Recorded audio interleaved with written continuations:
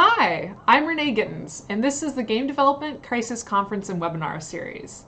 This conference is intended to equip developers and studio leadership with the knowledge and tools they need to sustain successful development in the times of crisis. These expert panels are dedicated to the skills and tools of working from home, studio leadership in the time of change, and mental health considerations and resources for game developers. This series is brought to you by IGDA and Take This. IGDA's mission is to support and empower game developers around the world in achieving fulfilling and sustainable careers. And Take This's mission is to decrease the stigma and increase the support for mental health in game enthusiast communities and inside the industry. If you'd like to donate to Take This's cause, please donate to the link below. And we'd like to extend a special thank you to our sponsor, Xbox. Their dedication to helping game developers and gamers everywhere makes programs like this possible. Today's panel is on communication skills in the studios and remotely, and I would like to introduce you to our panelists. Hey everyone. Hopefully I haven't jumped the gun there. So welcome, thanks for joining us. I hope everyone is well and safe as they can be. So people are going through a collectively difficult time and highly unusual one right now. None of us were really prepared, even though some of us already worked from home regularly. Many of us have experienced both in studio and remote work prior to the pandemic on the panel today. So we're going to take a look at what's worked in the past, but also how things are going since no matter what, we're all impacted by collective stress and grief right now. So it can be difficult to keep that separate from work. And I don't think we actually should necessarily have to. And I think that's what we're here today to talk about. So we'll start with some introductions. First of all, I am the Accessibility Project Manager at Ubisoft. I actually just onboarded this week remotely from across the country, which is a super weird process I could talk about forever. But before that, I was a freelancer in user experience systems design and accessibility across many AAA and indie titles, including Dreams, Marvel's Avengers, Destiny 2, lots under NDA. And then I also worked with Holly on an indie title, who's one of our panelists today. So I'm really excited to be here. And like full disclosure, I'm like really weird and nervous because even though I'm a presenter, I haven't done it in a minute and doing it online is different. But we'll get through this. And Kareem pointed out that I'm like that meme that's going around about that one coworker that streams. So yay. All right, let's start with our panelists. I'm going to start with Sarah, who is first. Hi, hope y'all can hear me. So I'm Sarah. I'm a producer at Filament Games. I also help with the IGDA Foundation for the IGDA Scholars Program, and I do a lot of mental health advocacy in my free time. I'm really excited to be here on this panel today. My free time. Okay, Kareem. Hi, my name's Kareem Shuman.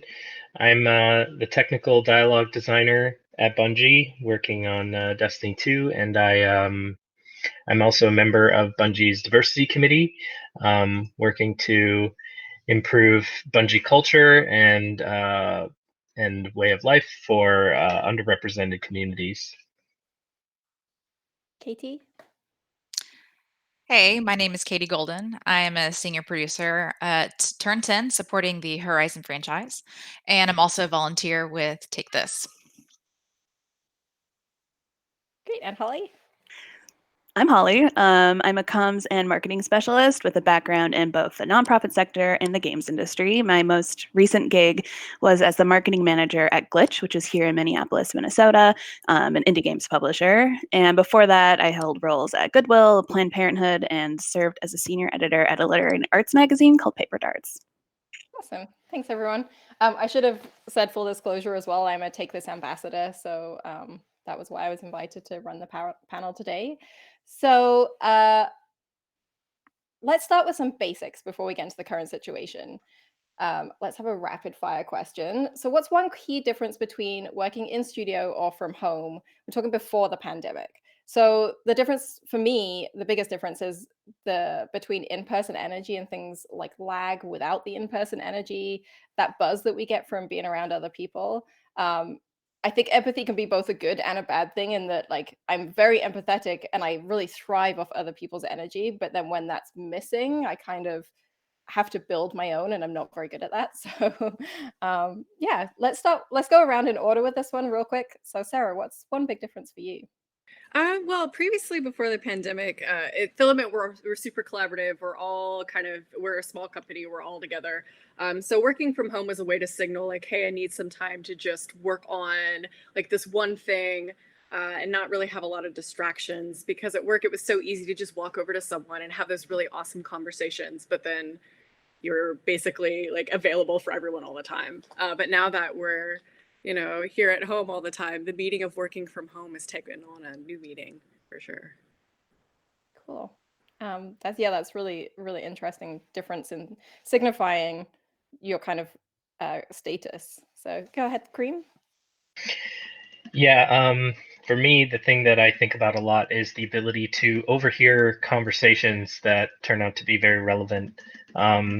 With working remotely like this, you're only really privy to information and conversations that are directed towards you in some way, shape, or form. When you're in the same physical space, you can hear the chatter of conversations that may turn out to be really relevant and need your assistance, but they wouldn't necessarily have known that you were someone who could be helping out. And so that sort of stumbling into problem solving organically is not something that really happens so easily working remotely. Everyone is. Yeah, I guess it's kind of like the difference between like scheduled meetings in a closed room and kind of that organic problem solving that happens at your desk, which can be so valuable. Yeah, go ahead, Katie. Yeah, so I work on a publishing team, and we have partners that are in the UK and then various other parts of the country. And so we have time zone differences. So where work from home was something that we just sort of already did, but we more treated it like a treat, like, or hey, I got to be on calls at 7:30. I'm going to commute into the office during the 10 a.m. hour, and then I'll be at my desk from 11 until it's quitting time. I don't think there was a lot of rigor around that. And so there was, okay, well, I'm going to take my 8 a.m. call like from my couch in my pajamas. And so when we initially switched into full work from home, I felt like, oh, it's going to be an easy transition. I do this all the time, except those habits that I had started just like, did not work. Working from home on your couch is not sustainable long term in the slightest bit. And so I had to get a desk set up. I had to go get my PC from home. We had to get a better camera. And so it was something that this was like a connection point between separation of schedules and shifting into this is a full way of life. I was surprised how much of an impact it was and how much of a change it was. Yeah, I think that's something that as the time progresses that we're starting to learn about each other and about ourselves is what we need. For me, I've worked from home pretty much most of my adult life, even in my previous career before games, which was in the film industry and photography and art. It was kind of like my career in games has been so far, which was a mix of at home and like on set or on location. And so it's yeah, I think when you've done it long term, you learn those things, but if it's just an occasional thing, it's not something that necessarily is something that we've learned until now. I also want to add that the biggest thing that I noticed was a disruption to my routine. Mm. I am a creature of habit and a creature of routine. And so getting in my car, driving to a location, having lunch at a certain time, seeing the same faces, and then coming home, not having those boundaries, that really threw me off for a week and a half, 2 weeks. I had to find my own, I just give myself permission to feel out of place and then find my own normal. So I'd encourage everybody to feel okay about that. Yeah, giving yourself permission for big feelings and the difficulties of this whole thing is definitely super important. Holly, what is kind of the key difference for you? Yeah, I would say if I got to have it my way in non-pandemic times, my average work week would be split between working at home and in the office. I'd echo the same things for being in the studio. There's good in-person energy, you get to be social, and if you're in an environment that requires a lot of collaboration or a series of approvals for lots of tasks, it's a lot easier to do that when you're in the same building as the person you're waiting on, and collaboration is easier in person rather than having to hand things back and forth. But one upside of working from home is, and this is a benefit of not having children at home, I recognize, is I stack up a lot less fatigue early in the day. All of those little decisions and processes that I stuff into my mornings, like finding the right outfit for our wildly seasonal weather and looking clean and timing my commute and triple checking I haven't forgotten anything at home. I have a lot more stamina for my workday when those are cut out. Plus, on commute days, I always skip on other elements of self-care in order to sleep in. So where I know I would definitely benefit from cooking myself breakfast or doing some stretches, my priority is always sleeping in, and that just means less stamina for the day.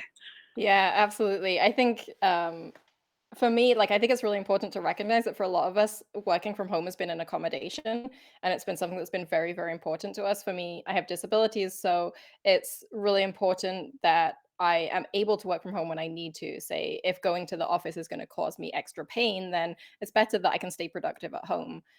Or if when I move to Montreal, it's going to be too snowy for me to get there in my wheelchair, like it's important to be able to do that.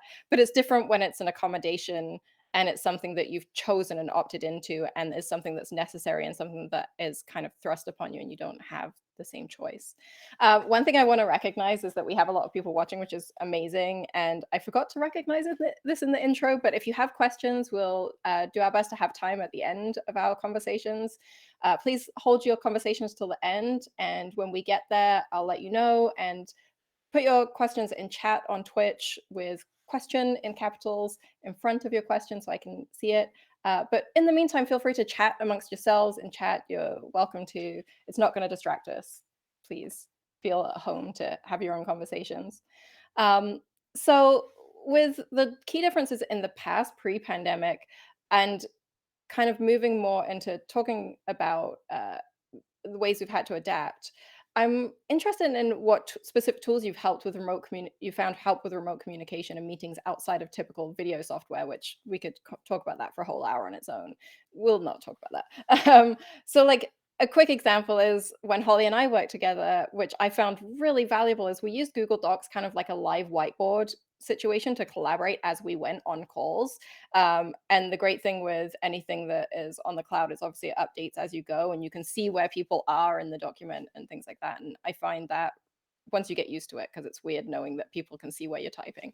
But I found that super helpful. Is there any tools that you found particularly helpful?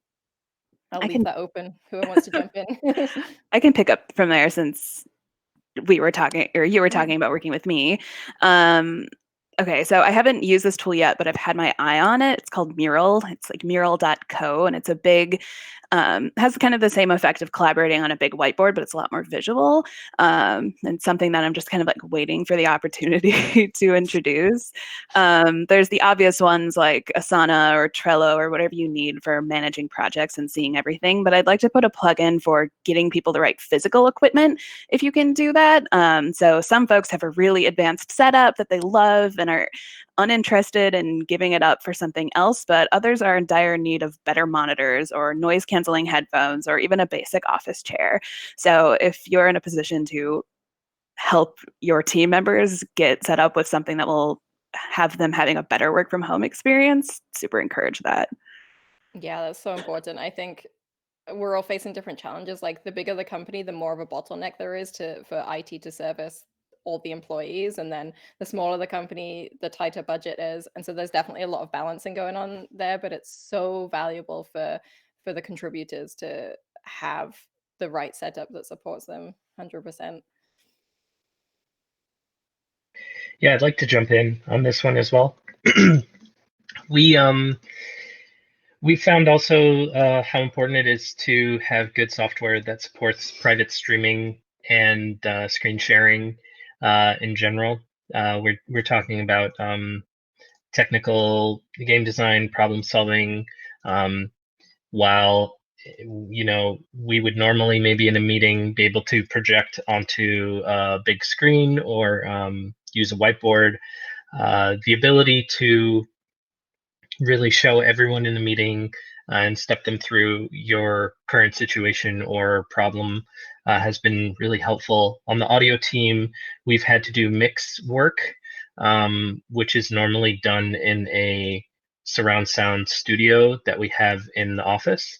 working on it remotely proved to be really challenging. And the main thing we were using was this private stream setup that allowed and a group conference chat and call sort of at the same time. But the person who was running the game and making the audio changes was streaming that without necessarily on separate tools than the video conferencing setup, and that itself proved to be very helpful and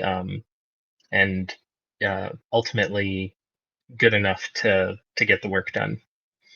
Yeah, it's really interesting because I think a lot of us have personal tools that we use, and I would really love to see IT departments and kind of teams in general learn kind of what tools are out there. Like, for example, I think a really helpful one for like visual design can be being able to like actually physically draw, which we would do on a table in a meeting room or at our desk. But you can achieve that really easily with like a tablet that can draw and then like a capture card and an HDMI cable. Like it's actually surprisingly simple, but it's just getting those tools in people's hands and helping them learn how to use it. And some of us have that because we've figured that out on our own, and some of us don't. So there's definitely some disparity there, and that can be a big problem. Does anyone else have any other tools they'd like to add? Yeah, I can jump in. This isn't really like a tool directly. I feel like the tool of transparency. So, and this is reining in best practices. So, we have best practices that we all support. Like, let's have agendas before meetings. We'll have a note taker. We'll talk. We'll understand what we're going to talk about going into it, and those sort of get this fall by the wayside. They get kind of lax because we do fall towards the natural conversation that results in a room, and that's been, I think, okay.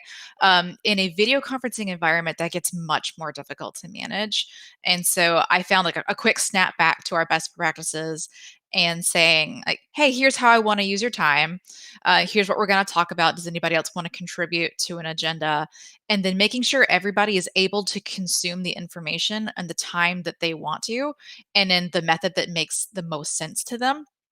I feel like just high level has just eased some of the tension with regards to understanding what people are supposed to be doing. It gets really tedious and it does kind of fall on the producers to do it. I'm back to note taking. I thought, I've said this before, I thought moving into like a leadership position would mean I don't have to take notes anymore. Nope, it means you were the first person to step up and say, you know what, that's grunt work, and I'm going to take the notes and make sure everybody's on the same page. I've actually found it to be really invaluable. It reduces the overhead questions that result, which we don't have that time to like, hey, what did we talk about in the meeting? Or like, I checked out for a minute. You don't have that confusion. Yeah, I think that's something that's really interesting about that in-person energy is like it helps us commit it to memory. And then I think agendas are, I am one of those people that loves agendas because I'm autistic and I have anxiety, and it's really hard for me to go into a meeting not knowing what's going to happen. If it's not my meeting that I'm running, it stresses me out so much. And that's just day-to-day normal. And then in this situation, that gets amplified, right? And so like that can be something that I think now everyone is dealing with and super important. Did you have something to add to that, Kareem? Yeah, just while we're talking about tools, if there's any software I'm going to plug, it's this free Microsoft app called Mouse Without Borders, which allows you to move your cursor and use your keyboard across multiple PCs that are connected to the same network without having to plug or unplug anything. And you can even copy paste between devices. That alone has saved us on the audio team so much time, and so I think it's the most easy to plug for other people to use. So if you've got a multi-PC setup at home, highly recommend looking into that. Mouse Without Borders. I love that. I'm taking I'm note. going to download that right now. Yeah, it's a lifesaver, truly. Hear that, testers? Sarah, did you have any tools that you find particularly valuable? I do, and they're more abstract tools, kind of. So one of the things that we try to do, especially now that we're all doing video calls, is we try to incorporate mindfulness practices to help kind of get everyone centered and ready to talk. So we'll have like a moment to pause at the beginning of meetings. So that allows people to review the agenda, to think of questions they might have or concerns. We take pauses in the middle of meetings so people can process things, and at the end too. We also, or at least for my teams, I encourage using dialectical behavioral therapy skills, specifically one called Give, that allows people to build better relationships with one another. And it's just it's using empathy really and trying to validate each other's experiences or points, because I think that one of the things that we lose when we're on these calls is just kind of like people were saying, that eye-to-eye contact, like being near people and talking to them, noticing their body language. So just kind of using, I guess, more abstract soft skills is really helpful during this time. Yeah, I really like that. I think soft skills is such a difficult phrase because some of those skills can be actually really technical, right? Like you talk about dialectical behavioral therapy and like that's really technical. And so like learning that Yeah. stuff can be actually quite surprisingly difficult. But I love that. I kind of hope that we take some of these communication tools and take them back to the studio with us when we go. Like I do not process as fast as a lot of people, and it takes me a moment. And I think we need to be more comfortable with silence, that we're not, because we're taught to not be comfortable with it, and it'd be really good to unteach that in a way, and I think video calls can contribute to that. So moving on, I'm going to talk, and I'm going to just bluntly talk about like what is crisis and what does it feel like, because I think it's really important to address that. And it's different for everyone, and that's something that I think is really important to address. Is even though we're all experiencing similar events and it's a collective situation, we all have our own perspectives that are really framed by our living situations, our closeness to current events, and things like this. So, for example, I'm a high risk person for COVID-19. I have to be extremely strict with my risk of exposure and how much I leave the house and how I leave the house.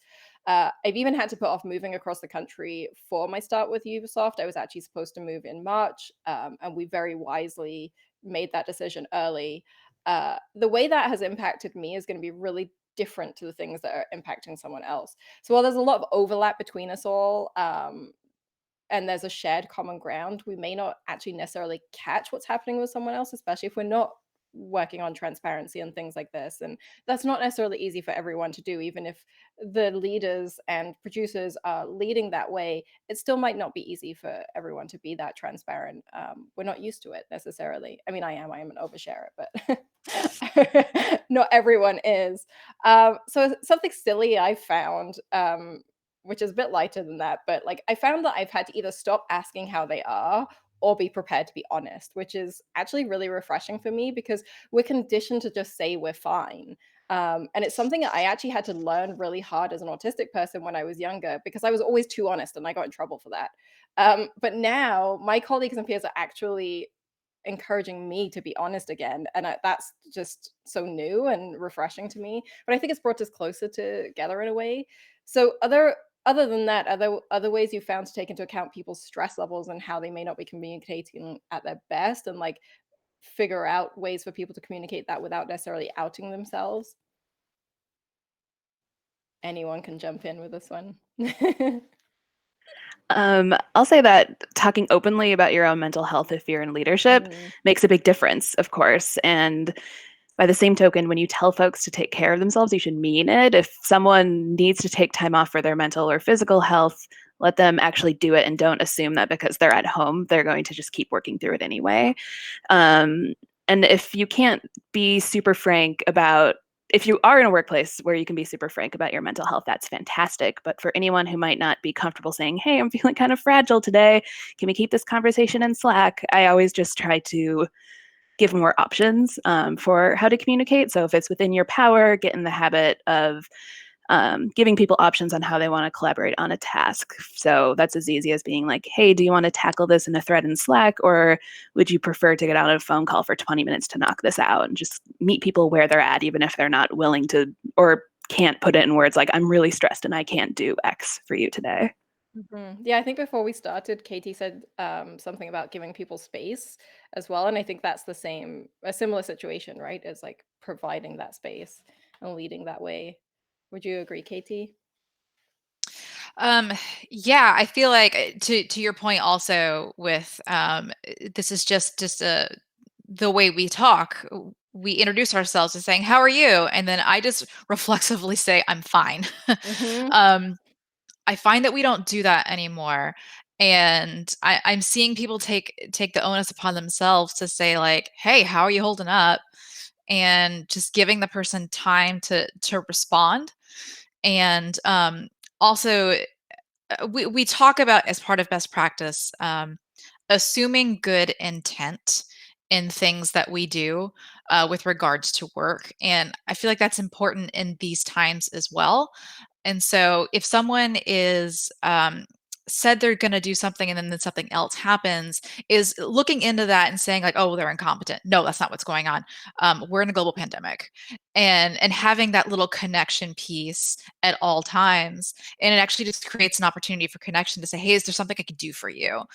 Is there anything? Is there support that you need?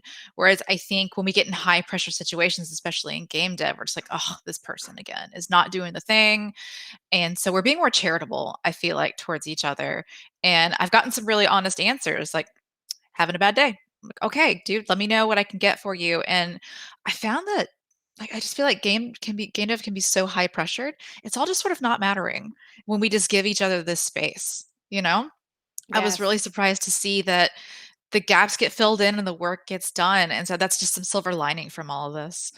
Yeah, I think in the wider picture, in general society, we're talking about how collective stress is a new thing. But like if we really look at the games industry, we've all been under collective stress for a really long time. And our breaks don't necessarily line up even. So like even when we're on the same team, like one studio, like one team may get some relief from their stress while another team is under high pressure. And so like as an industry, we are in that high pressure. It's so refreshing to be able to be honest about that, I think, which is something that's gone unsaid for a long time. Although we're talking about it more and more thanks to facilitation with charities like Take This and the IGDA. And yeah. I can. Oh, nope. You can go ahead and jump. Thanks. First, I want to shout out my employer as well, who Bungie, I think, has done a really great job helping us employees feel taken care of at this time. We've received some special days off that we can use during this crisis, including some that have been sort of earmarked for mental health days and told to be used in that way. So if anybody in leadership is listening, highly recommend considering what PTO options you can provide your team and your employees and encourage them to actually use them. At the same time, one thing that I have been grateful for and tried to use myself is gentle repetition without any assignment of blame or hostility. The idea of having a meeting and then following it up with an email thread with action items or tasks, pinging a thread if it's been quiet for too long and you're waiting for updates, things along that lines. I think it's very easy to get pulled in different directions while we're working from home and sort of losing track of some of the things that are on your plate. And I think that that's super normal.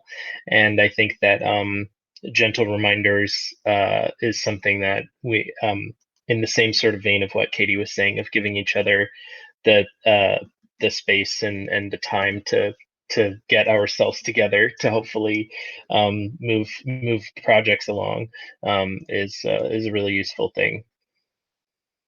That's awesome.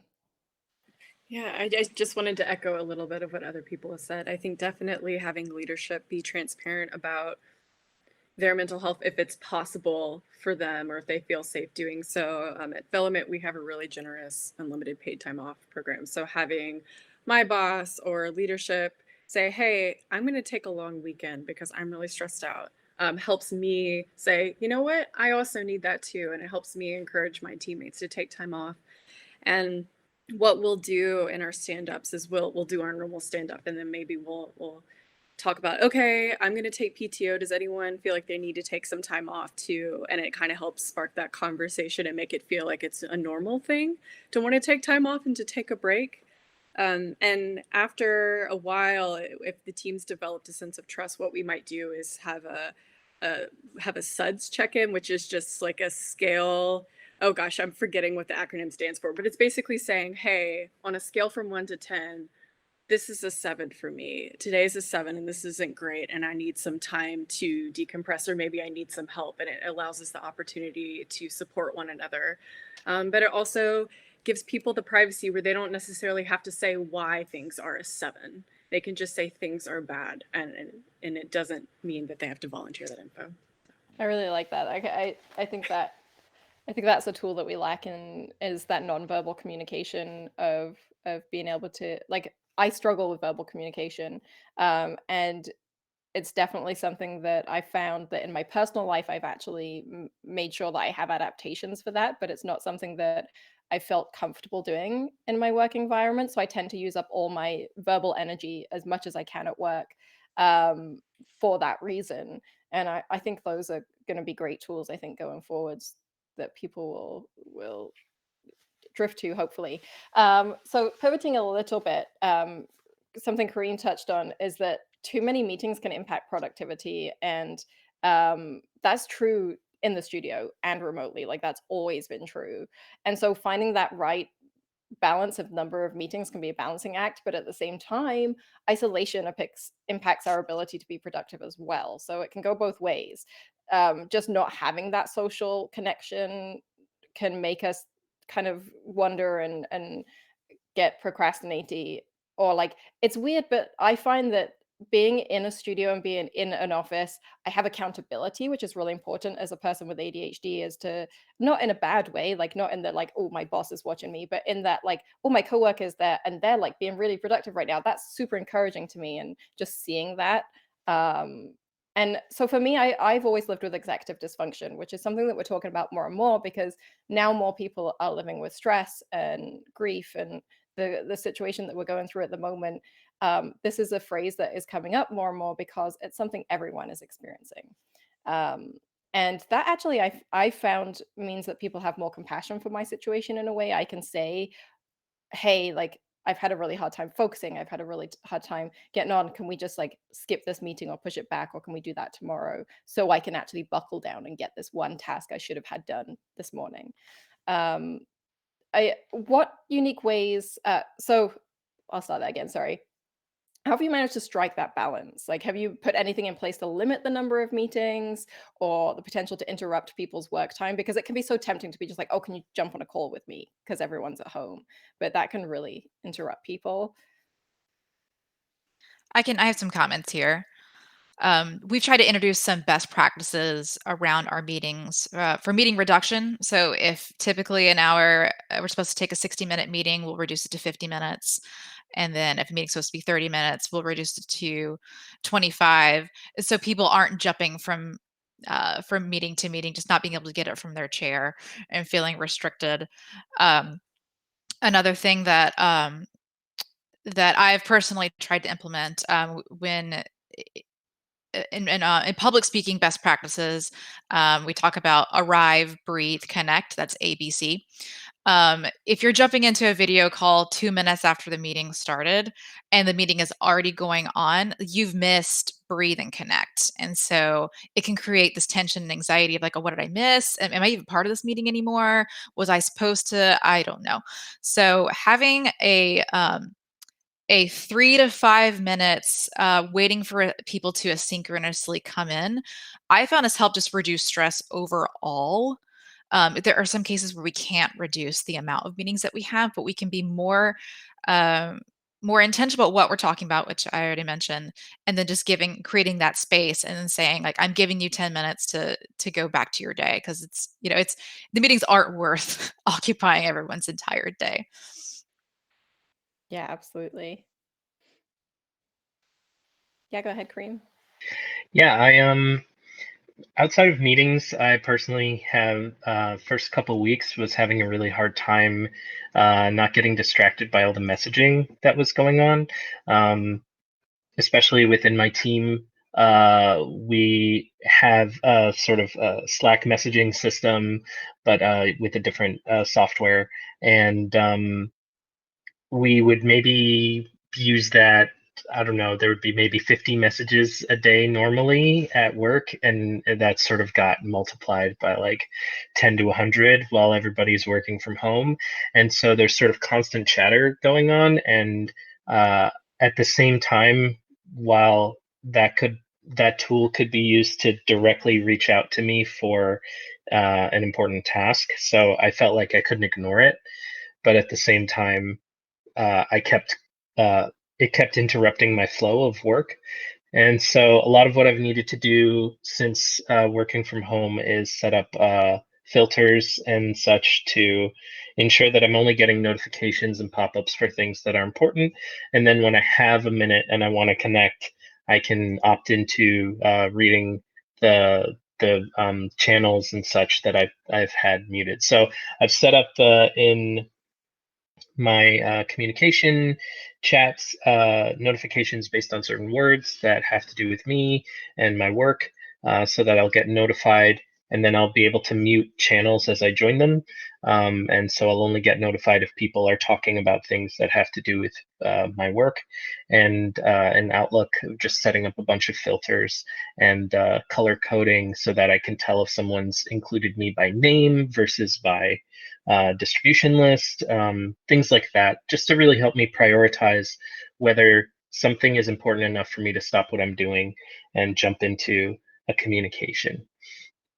Yeah, I think that's really important. That's something I've always actually really struggled with personally, is not like, especially if I'm waiting for a response from someone, is not being in that application or in my mail program, just like constantly like checking everything else while I wait, which can be a really bad habit to get into. I think it's definitely something we do on an individual level. It'd be really cool to see teams come together and like collaboratively be like, okay, what have you done for productivity? Like, what have you done to like share your tips with me? Like, that would be something cool to have another meeting about.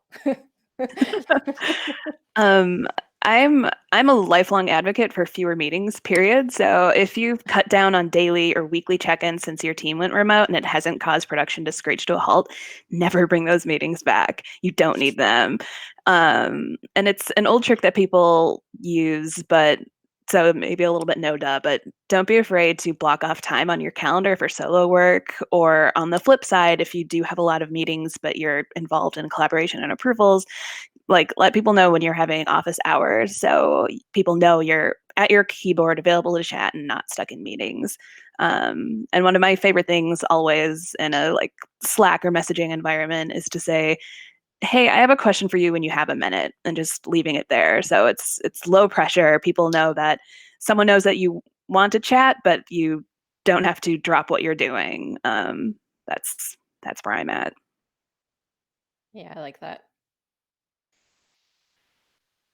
For sure. I definitely employ the blocking off my time. So either I'm working on something or people can talk to me. Another thing that we do, and I'm sure a lot of studios do to some degree, is we have a channel in Slack and we will say, hey, I'm going to be gone for this amount of time. And then we set our little icon emoji by our name to a little palm tree. And that's our way of saying we're taking a vacation of some sort, or just being away from the keyboard.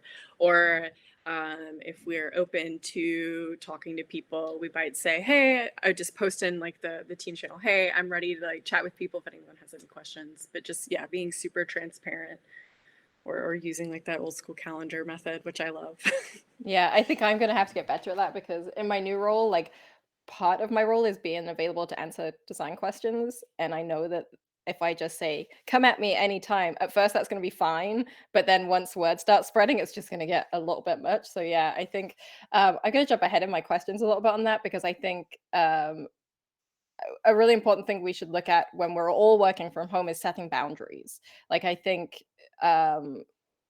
it's something that we're not necessarily great at as human beings. And so for something for me, like that I learned many, many years ago, is I need a work area. Like, I need an area that I can walk away from, and I only sit in that chair for work. I blur that sometimes. I'm really bad at it, but It's been something I've been trying to do for a really long time. Not everyone is able to do that. I think we should recognize that. Like some people live in incredibly small apartments, some people have lots of kids. Like there can be so many reasons that's not possible.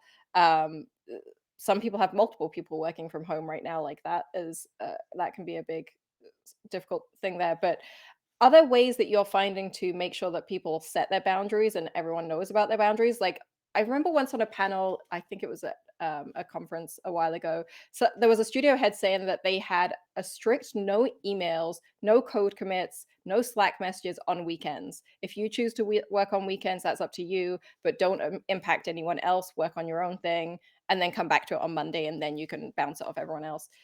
Are there ways like that where you found setting boundaries with your teams practically?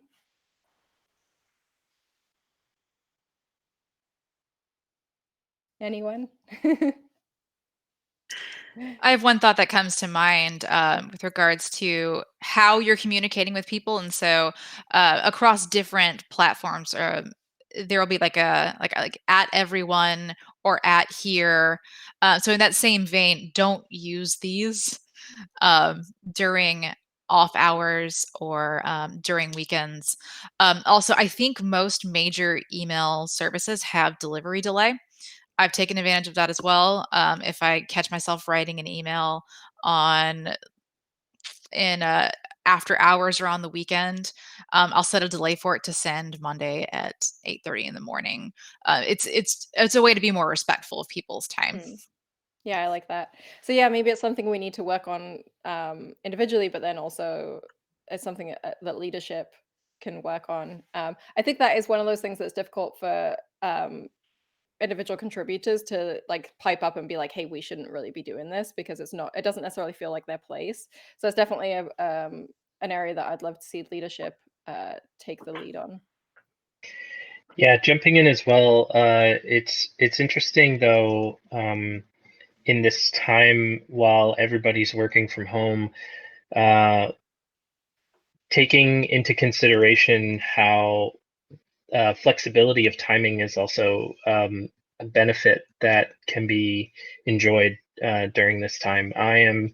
I've started fasting for Ramadan, which started recently, and so I was able to communicate that with my team and my manager, and talk about how I was going to be changing my regular work schedule during this time, and occasionally making up for lost hours in the day by working late at night. And it wasn't me doing a ton of overtime or anything like that, but you know, I'm not necessarily going to feel bad about checking in changes to the project at 11:30. And I started that by making sure everyone understood why this was the case for me.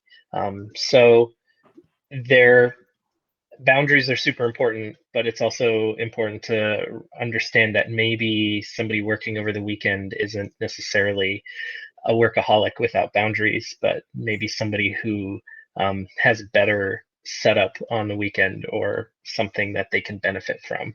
But still, I agree with everything everyone said already, of making sure we're respecting other people's time and not blowing up their phone or generating a bunch of notifications for them to feel stressed about coming into on Monday. Yeah, I think it's really key that communication extends beyond our meetings and our like the official time that we're communicating. Like I think communication just like is such a huge part of our job in game development. And that is a big part of it is communicating why you're doing something or that like there's no pressure on other people. That's something I've been really lucky with as I onboarded is one of the very first things my new manager was really kind of emphasized was you're in a different time zone, you're working different hours, you have like a different contract to everyone else. So like because of the situation that we're in. So please make sure you're not working more than this set hours per week. If you're thinking about work, if you're problem solving, if you're, any of that is work. And I think that's something that it's harder to have a boundary with at home, right? Because you're in the kitchen and you're like, I don't know, kind of making coffee, but then also you're stopping and you're like, okay, well, think it through, like, how am I going to approach this production? Like, how am I going to move this project forward. But that is work, right? If you spend half an hour daydreaming in the kitchen about work, that's work. And I think that was really lovely to hear from my manager that that is important to count that as my work hours. So really quickly, as we're about at question time, but like one thing I really wanted to make sure we touched on as a designer, because this is like really important to me as a designer, is that one thing we're lacking not being in the studio, and it's something I've always struggled with in my remote work, which has been part of my work for so long, is that it gets really hard when we can't just grab coffee with someone to bounce a problem off them, or we can't just like stop by their desk. And I think that also we need to keep morale and connectivity up, which is part of that as well, because I don't actually like, I think sometimes we need to do away with typical introvert extrovert labels, because a lot of us don't necessarily fit solidly into one or the other. Like people sometimes see me as an extrovert, but I'm actually more introverted. And we all need that social energy no matter who we are. And it's just like a really important way to collaborate. I call it hallway track, which like comes from conferences where you stop someone in the hallway and you have this really important revelation that then you have to take to the rest of the world. But it happens in the office too, right? Like, how do we foster those chance hallway, lunchtime, or kitchen conversations that get our creativity flowing and like get our work brain switched on and get us excited for problem solving from a design perspective? I think I'm going to throw that to Kareem first, because you're my fellow designer on the panel. So hope you're ready. Yeah, for me, I have tried to replicate the come up to your desk and ask you a question experience with just these one-on-one video chats that I will ask first if it's okay to reach out to someone along those lines. I at least have the benefit of having worked at my company for over 4 years now, so I have a good sense of who reliably can help me with the types of issues that I may be experiencing at this point. So I have my favorites, and I reach out to them and sort of say, "Hey, I'm having a thing. Can I borrow you for 10 minutes whenever you're free and jump into a quick call?" And usually they'll be able to set aside some time for me, and then I try to really honor the amount of time that I originally was asking for, and have those quick collaborative conversations, because for me, sometimes I don't even know how to phrase something into text to sort of specifically ask. I just kind of want to point at it and go, "That's weird. What do?" Um, Yeah, definitely. We're all and cat then, memes, really. and then one thing that I think has been pretty successful in terms of morale and generating some of that creative energy is our audio team has created a daily optional hangout session. In the beginning, it was kind of this all-day room that anybody could jump into, but that wasn't working very well. You would jump in there for an hour, and you would be the only one there, and no one else would be around, and then you'd leave, and you would never go back. So they made it this short 30-minute thing near the end of the day. Marks in your calendar is optional, and if you're feeling social and you're feeling up for it, you jump in, and generally the rest of your team or other members of your team who are feeling social will be there, and you can kind of either just have it on in the background while you keep working, or engage and chat about your ideas or thoughts of how things are going on your current project. So yeah, those are some of the things that have really helped me and those I work with. Yeah, that's great. I think a lot of this, um, I think in AAA, we should look to the way indie has done things for a long time, because so many indie studios are like you are remote and you are separated, and so you do have to find these ways to have social hours and social time where you can build that morale and that camaraderie. Um, so I know that Sarah and Holly, you both work with smaller teams in that way. Like, do you find that you have done that long before this crisis, that you had those social hangouts? I mean, you can say no, it's cool if you don't. Yeah. It's a yes for me. I've been lucky to work with friends, and one of the benefits of working in games is you're likely working with all gamers, which gives you an easy activity. We play games together. We or even if it's like a browser-based thing like Board Game Arena. There's that. And in cases where you're not super close with your team, I like Kareem, what you said about the like end of day social hour. If you can't just like open up a chat and hang out, you could say like share a Zoom screen if you're not already getting hammered with meetings, viewing like bad old game shows or something. Just like have something on in the background that you can all chat about. And if you do have a lot of meetings, if you can carve out a little social silliness at the beginning of the meeting. It sounds cringy because it is, whether that's like handing off icebreaker activities to different people, which if you have a cool team ends up being pretty cool, or playing PowerPoint karaoke at the beginning of meetings that tend to go a little long. That stuff really helps. I love that. PowerPoint karaoke. I'm going to have to ask you later what that is when we have more time. Yeah, we do pretty similar stuff too. I mean, we have work-in chats. We also have kind of more scheduled fun things. So like Tuesday mornings, I have coffee and Animal Crossing with people. We have bad movie nights on Fridays. So sometimes we'll play like Jackbox games at lunch. We definitely like have a very playful environment. And so we used to do a lot of these things kind of in person. And as Filament started getting more and more remote people working before the pandemic, we've had to find new ways to connect with people that's more inclusive. And so now that we've fully transitioned to remote work, it's now just like, okay, Tuesday morning, if you feel like it, I'm gonna, open up my island. My turnips are this much. Like, please come over, let's chat. And if someone does have something work related, they want some extra ears, we're there for them. Or if they just want to say, hey, my cat, broke all of my glasses last night by knocking them off the table or something. It's a good space, and it helps us feel closer to one another. It helps us make more generous assumptions about one another.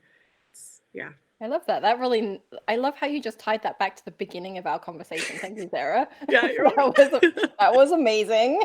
So I think that's perfect to like lead into audience questions. So if anyone has questions in chat, please type with question in capital letters before your question, and we will get to you. So I'm going to have a quick read here. How do you work with differences of communication needs across different disciplines and personalities? I think that's a really good question because that's something we do day to day anyway. Like my job, I literally span all the disciplines, like it's intense. And it's something that I've definitely had to learn. So Riku is asking, do you change what you're using or stick to one tool, or do you to have everyone adapt, or do you kind of adapt with people? I think that's a really good question. I like the idea until it becomes too many people adapting with people. This is something you can learn right away about your team members, along with like their birthdays and favorite treats. You can put it in a spreadsheet that Holly really likes meetings to start on time. Brenda likes a little small talk before getting to business. Always message Karina on Slack because her email is a mess. And if people don't personally know those things about themselves, like I've been surprised before when people have noted about me, like, you get really head down when you're stressed out and a little snippy. I'm like, you are right. So you can always bring it to people if you feel comfortable with it. Like, hey, I've kind of noticed your communication style is X or Y. It might be informative for them too. Yeah, I've been told I turn meetings into therapy sessions, and every time I'm like, sorry, because I don't know how. But everyone's like, no, it's good, but also now I feel a bit like kind of I need some time, and so yeah, I think that's really important. One thing being on Dialogue is that our team is kind of this connective point for so many different teams. We're on audio, but it's also narrative and design and production and scheduling and all these different folks that need to know what the dialogue situation is at various points. And we have, before even this pandemic, bumped into the fact that certain teams prefer to use certain tools and to track their work over here, while other teams track their work in a different setup in a different way.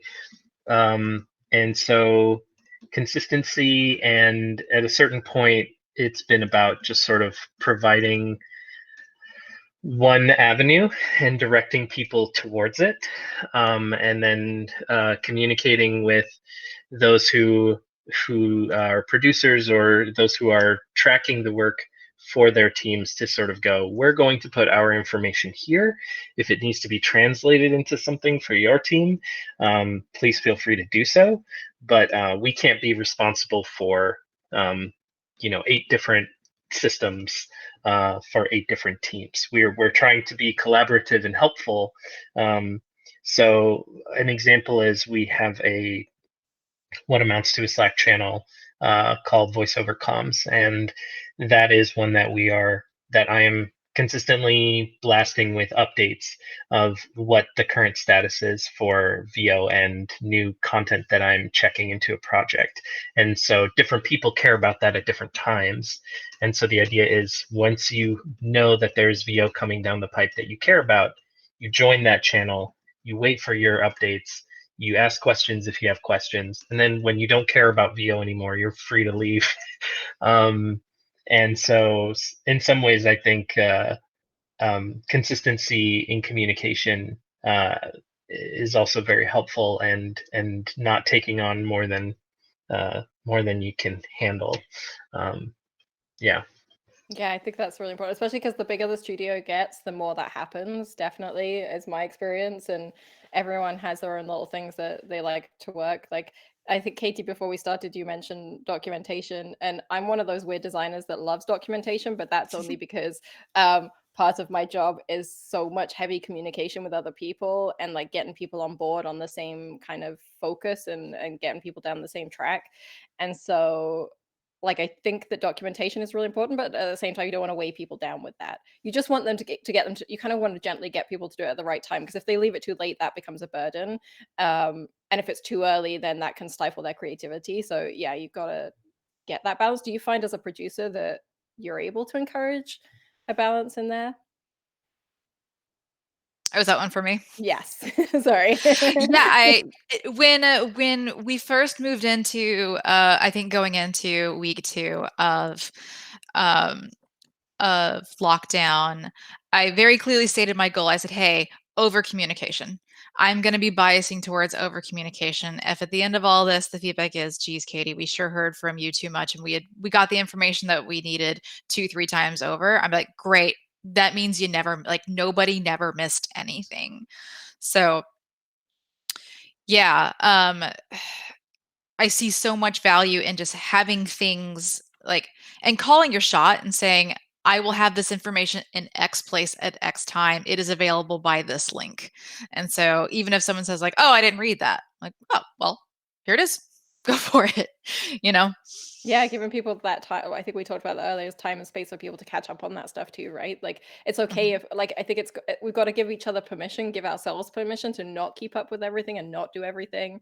And I think that's something that is really important that we've touched on so much here, is space and understanding and vocalizing these things or writing them down, or finding some way non-verbally to communicate that, you know what, I didn't have time to keep up with that. I was too distracted. It was really hard for me to take that information in. I just read this terrible article on COVID-19, and so I just couldn't read this documentation.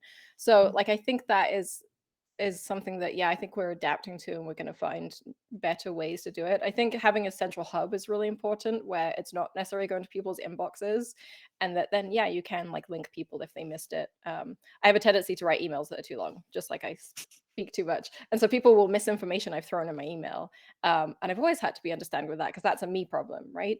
And so, yeah, I think finding ways to centrally communicate. I think that I don't want to take anyone's time over 11 a.m. So I think that there's a really good question here. What's been something good that's come out of this situation, like rapid fire, something that you are really happy to take away and improve on in the future? I can hop in really quickly. So I want to say I fully recognize that this is based off of location and privilege with location, but I live in a area that's not super populated, so I'm able to step outside more than I ever was when I was at work, and I get to be able to enjoy being with myself and silence and being in nature. And it's just weird, because you would think that before this I'd have freedom to do that, but I was really inside a building all day, so now I get to enjoy the quiet moments more. I love that. I've got one I can chime in. I've met everyone's children and I've met everyone's pets. Because the schools are closed. A lot of my colleagues are simultaneously teachers and parents and doing a full-time job at the same time. And I've seen that struggle happen. And I see that like that look on their face as a parent where they're embarrassed because their child just ran up to them and handed them a toy car and then ran off. But I love that those moments of humanity and giving them permission to just be who they are and seeing people for who they are.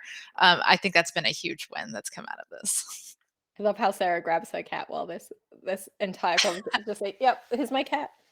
Oh, we all love a cat. Yeah, as well, I want to chime in and say that we've had a lot of great communication in our company about how we don't want the lessons we've learned during this time to be lost moving forward, and leadership has really stepped up to say that that's something they'll be keeping in mind, and the tools that we've all gained now to enable working from home is something that we've been told will be supported moving past this, and that can be a real big boon for accessibility and for folks who aren't able to come into work every day, and at the same time opening up our options for people who are unable to live in the area that we live in, and also the idea of being stronger enforcers of if you're sick, stay home, and people taking that more seriously in the future as well. So I think there are some really strong work practices that will affect our culture in perpetuity, not just during this crisis.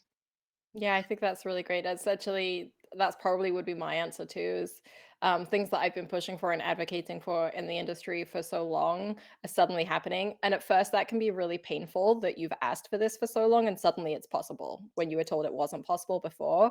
But putting that feeling aside, I spent my first 2 weeks feeling that. And then I was like, okay, I felt those feelings. Now I'm happy. Now I'm excited that our industry is becoming more inclusive accidentally, almost because it was forced to.